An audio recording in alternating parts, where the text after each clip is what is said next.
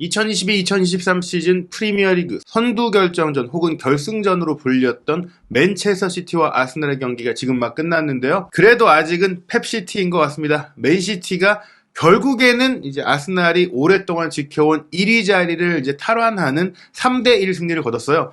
대체 어떤 점에서 아스날은 결국 맨시티를 넘지 못하게 됐는지 부버즈 김효민 기자와 함께 분석해 보도록 하겠습니다. 프리미어리그 1위가 정말 오랜만에 바뀌었습니다. 아스날이 계속 1위를 이어오고 있었으나 맨시티가 마침내 맞대결에서 승리하면서 골득실에서 앞서서 이제 1위로 올라선 거죠. 물론 이제 맨시티가 한 경기를 더 하긴 했지만 순위가 바뀐 것은 심리적인 측면에서 분명히 의미가 있고 또 이 한 경기 차이라면 사실 뭐 아스날이 잔여 시즌 전승을 한다고 생각하기는 어렵다는 점을 봤을 때는 이제 정말 아스날이 우승 확률을 뭐 굉장히 높이 유리하게 일방적으로 가져가기는 어려운 결과 아니겠습니까? 예, 거기다가 결국 이번 경기에서 아스날이 확실히 어린 선수들의 경험 부족도 드러났고 아르테타 감독도 펩 가르디올라 감독보다는 경험이 부족하다는 걸 드러낸 경기였거든요. 예. 그렇기 때문에 이게 치열한 레이스 속에서는 어떻게 될지 몰라요. 기세를 타고 갈 때는 어린 팀들이 굉장히 무섭게 치고 가는 경향성이 있잖아요. 그게 아스널이 전반기 내내 독주했었던 이유였고 하지만은 지금은 조금 흔들리는 시기여서 더 이게 조금 크게 작용할 위험성이 있습니다. 게다가 이제 가장 큰 논란이 됐던 것이 토미야스 선수의 깜짝 선발 출전이었는데 하필이면 또 이 토미야스 선수가 수비적으로 큰 실책을 범하면서 영국 현지에서도 조금 비판을 받고 있고 또 이제 풋볼 런던 영국의 축구 전문 매체에서는 평점 5점을 주면서 이제 다음 경기는 아마 토미야스가 나오지 못할 것이다. 뭐 이런 얘기까지 하면서 좀 논란이 됐어요. 토미야스 선수가 이 경기에서 공격적으로 나쁘지 않았어요. 공격 지원 능력은 도리어 기존 주전이었던 베나이트보다 더 나은 모습이 있었는데 아스널이 승점 앞서고 있었잖아요. 3점을 앞서고 있었기 때문에 차라리 베나이트를 선발로 내보내서 보수적으로 해도 됐을 텐데 왜 토미야스를 내보냈다가 도리어 수비적으로 흔들리면서 실점을 하게 된 건지 조금 이해가 가지 않는 선택이긴 했었습니다. 경기 후에 이제 기자회견에서 질문이 있었는데 아르테타 감독은 짧게 말했어요. 리버풀과 경기할 때도 토미야스를 썼는데 그때는 이겼다. 그러니까 이거 토미야스 잘못이 아니다 이렇게 넘어간 것 같은데 뭐 전술적인 실책이라고 봐야 될 것 같고요. 반면 맨시티 같은 경우에 이제 부상 우려가 있었던 좀 이제 홀란 선수의 출전 여부가 불투명했는데 이날 출전했고 맹활약을 펼쳤습니다.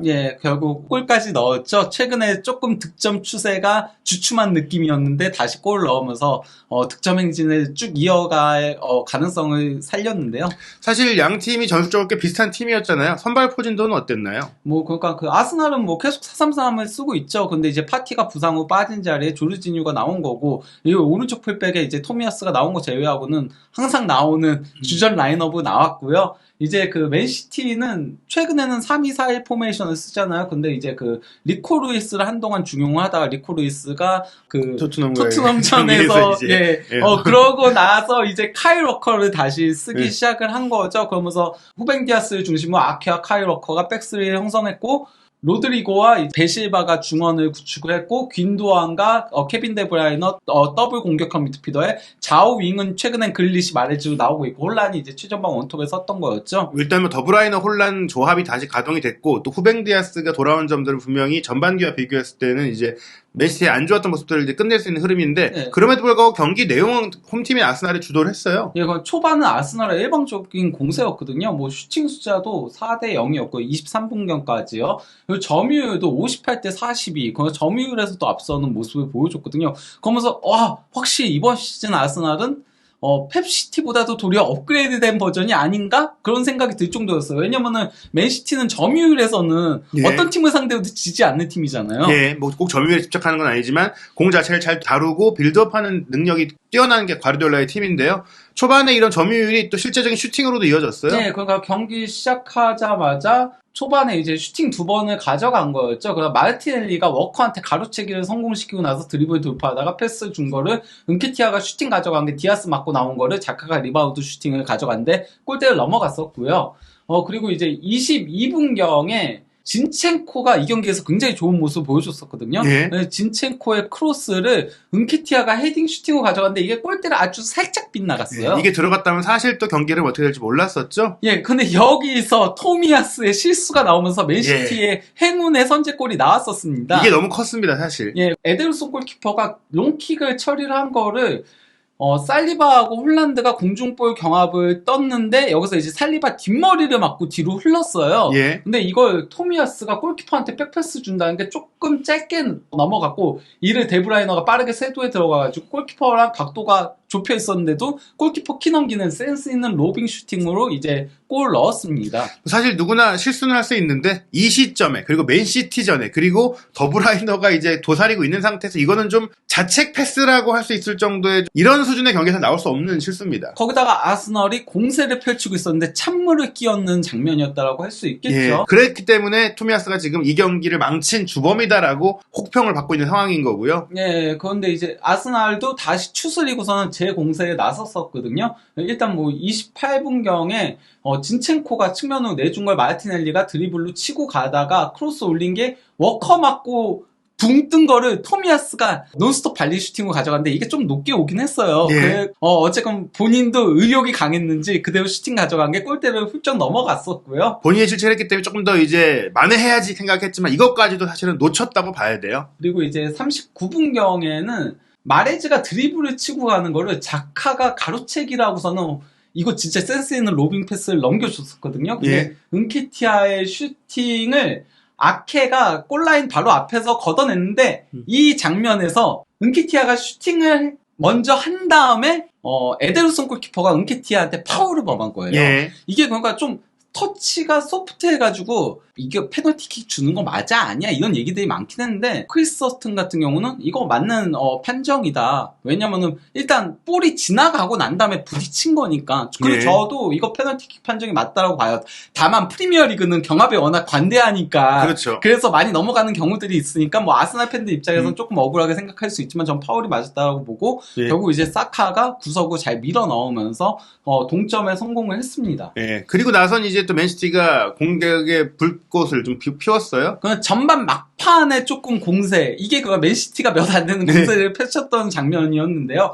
45분경에 워커가 롱스로인을 올린 거를 홀란드가 또 이제 공중볼 경합하는 과정에서 뒤로 그냥 그대로 흘러나왔고 글리시가 패스 준 거를 홀란이 슈팅을 가져간 게 하필이면 글리시 맞고 흐른 거를 긴도안이 슈팅 가져갔는데 골키퍼가 선방했는데 이게 글리시 맞고 굴절된 거잖아요. 예. 근데 긴도안의 위치가 살짝 옵사이드였기 때문에 옵사이드 반칙이 불렸었고요. 예. 추가 시간에 전반전 추가 시간에 프리킥 찬스에서 균도안이 차는 척하면서 그냥 지나갔고 예. 이걸 마레즈가 프리킥을 올린 거를 토미야스가 걷어낸다는 게 또 이제 예. 뒤 맞고 뒤로 흘렀어요. 흐른 거를 로드리가 슈팅 가져갔는데 이게 아케가 쇄도에 들어오고 있다가 아케가 그가 바로 슈팅을 가져갔는데 이게 골대 맞고 예. 나가는 불운이 있었습니다. 이게 골대를 안 맞았으면 토미야스는 또 한 번 네, 실책에 그렇죠. 관여가 될 뻔했는데요. 어찌됐거나 전반전은 그래도 1대1이었어요. 그리고 경기 주도권은 좀 아스날이 가져갔다. 네, 그럼 뭐 점유율도 6대4였고 뭐 기대 득점도 아스날 1.33골, 맨시티 1.03골, 그리고 슈팅도 7대4, 7대4일 정도로 전체적으로 보니까 그 아스날이 우세했던 전반전이라고 할 수 있겠죠. 근데 이제 51분에 이 사실은 아르테타 감독이 그래도 맨시티 소속 코치 출신으로 맨시티 선수들과 굉장히 막역한 관계고 실제로 맨시티 선수들을 일부 데려와서 아스날을 강화했는데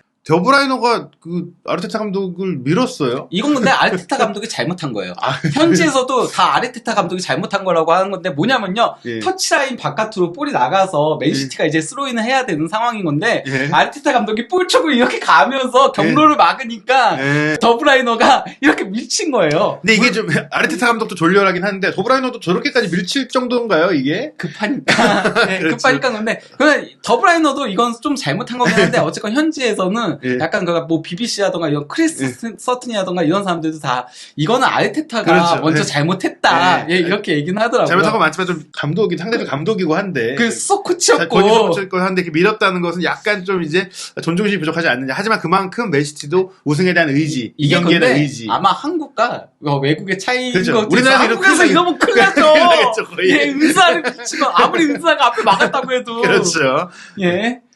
그리고 이제 55분경에 여기서 이때부터 약간 마갈량이스가 흔들리는 장면들이 있었거든요. 저는 토미야스와 마갈량이스가 이 경기 패배에 조금 원흉을 많이 제공을 했다라고 생각을 하는데, 예. 워커가 롱패스를 올린 거를 혼란이 받으면서 여기 이제 그 마갈량이스랑 몸싸움 과정이었어요. 근데 힘에서 이겨내면서 터닝해가지고 그대로 이제 페널티 박스 안으로 들어갔거든요. 그러면 마갈량이스가 따라가다가 유니폼을 붙잡고 또 이렇게 밀치고 이러면서 혼란이 자빠져가지고 페널티킥이 선언됐는데 비디오 판독 결과 이게 그 워커가 롱패스를 하는 시점에 혼란이 발 하나가 뒤로 빠져 있어가지고 오프사이드였기 때문에 그래서, 그게 우선했죠. 그래서 페널티킥 선언이 무산됐는데요.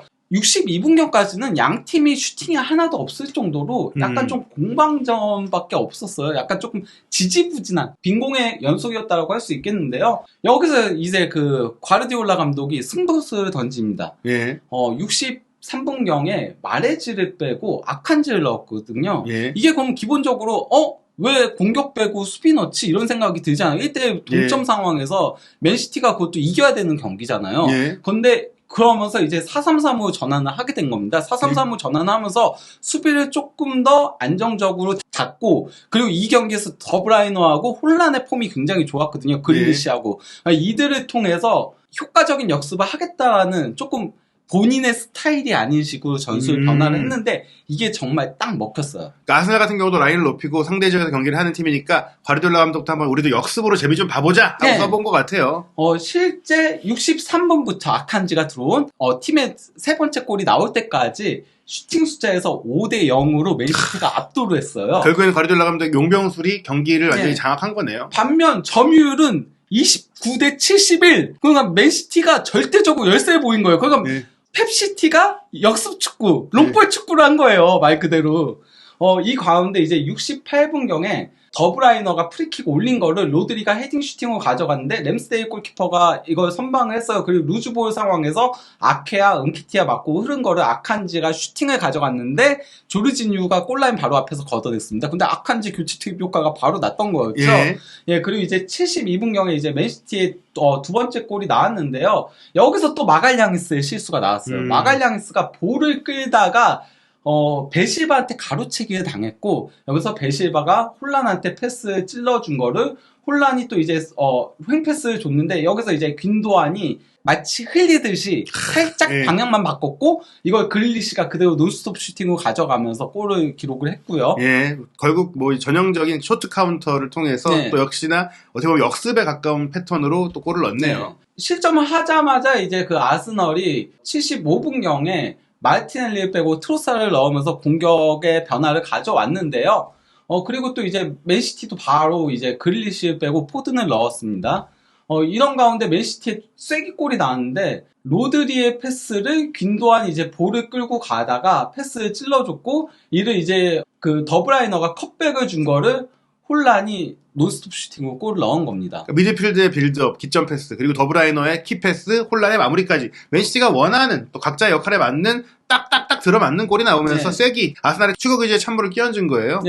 그러니까 이제 그 아스날이 곧바로 또 실점하자마자, 저는 그러니까 아스날이 이것도 아쉬웠어요. 아르테타 감독이 과르디올라 감독은 미디 교체를 통해서 전술을 바꾸고 스타일을 바꿨잖아요. 반면에 아르테타 감독은 이 경기에서 교체가 다 실점하자마자 미디 뭔가 전술적인 교체들은 조금 부족했다라고 할 수 있겠거든요. 급하게 좀 따라가는 시기였죠. 그러면 실점하자마자 자카를 빼고 비에이라 넣으면서 공격을 강하고 토미야스 빼고 화이트 넣었는데 좀 늦은 교체였다라고 할 수 있겠죠. 그리고 교체 타이밍도 좀 늦었고요. 반면에 이제 펩 과르디올라 감독은 87분경에 더브라이너 빼고 필립스 넣으면서 수비 강한 거죠, 말 그대로. 확실하게 이기겠다. 축구의 미학을 추구하던 과르디올라 감독이 지금 우리가 1등이 아닌데 무슨 미학이야. 일단 1등 가고 보자. 확실하게 이기겠다는 교체를 했고요. 아스날이 경기 종료 1분을 남기고 골을 넣을 수 있는 기회가 있었으나 사카의 크로스, 은키티아가 헤딩 슈팅 가져간 게 이것도 골대를 살짝 빗나가면서 이대로 경기는 3대1 맨시티의 승리로 끝났는데요. 뭐 경기 기록을 놓고 보면은 기대 득점은 비등비등했어요. 사실상 뭐 동률이었다라고 봐도 되고, 슈팅은 아스날이 하나가 더 많았는데 빅찬스는 이제 그 맨시티가 5-3을 앞섰고, 근데 역시나 이제 주목해볼 부분은 점유율에서 64-36으로 아스날이 크게 우위를 점했다. 이게 펩 가르디올라 감독의 팀이 30%대의 점유율 나온 거는 저 처음 봅니다. 단 한 번도 본 적 없어요. FA컵에서 이길 때도 사실은 뭐 실리적인 으로 경기를 했다고 하더라도 이 정도까지는 아니었는데요.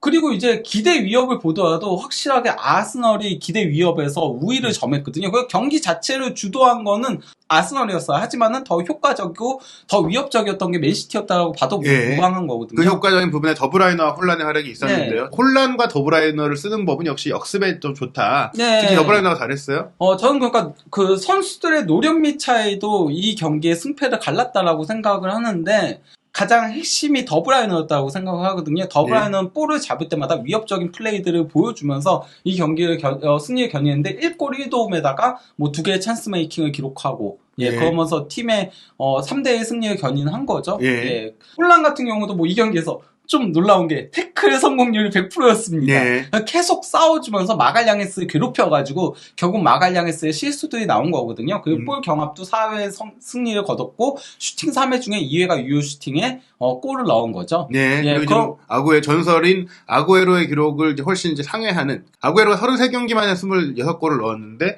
홀란은 22경기만. 이거는 거의 제가 봤을 때는 아구에로랑 비교할 게 아니에요. 그렇죠. 프리미어리그 역대 최고 페이스입니다. 저게 그러니까 아구에로가 득점왕을 기록했을 때 기록인 거거든요. 예. 근데 결국 저는 뭐 선수 간의 그 경험치 차이도 조금 컸다라고 생각을 하지만은 과르디올라 감독도 본인의 이제 조금 전술 스타일을 버리면서 거기서 역습 축구를 한 그런 노련미들이 있었다라고 생각해요. 그러니까 전술적인 조금 변화를 가져온 철학을 버린 것들이 상당히 컸다라고 생각하는 반면에 아르테타 감독은 교체 카드도 다소 늦었고 그러면서 둘의 경험차가 조금 드러난 경기가 아니었나 생각을 하는데 이 경기에서 뭐 그 맨시티의 점유율이 36.4%, 패스 성공률이 72.76%, 그리고 패스 성공 횟수가 219회인데 전부 다 펩 과르디올라 감독의 프리미어리그 최저 수치입니다. 전 제가 봤을 때는 프리미어리그를 떠나서 펩 과르디올라 감독 경력 역사상 최저 수치라고 저는 확신합니다. 그렇죠. 바르셀로나하고 바이언에서 더 심했어요. 확신합니다. 그런 가운데 사실 이제 이런 점유율 차이에 있어서는 또 아스널로 간 맨시티 출신 진첸코의 활약이 좀 있었어요. 네, 그럼 진첸코가 그래도 분전을 상당히 해주면서 득점 찬스 패스를 가장 많이 기록을 해줬거든요. 네. 그 외에도 아스날 선수들이 상위권에 많이 있어요. 거기다가 뭐 진첸코는 이 경기에서 패스라던가 뭐 패스 성공이라던가 거의 모든 수치들에 있어서 상위권에 기록을 했는데요.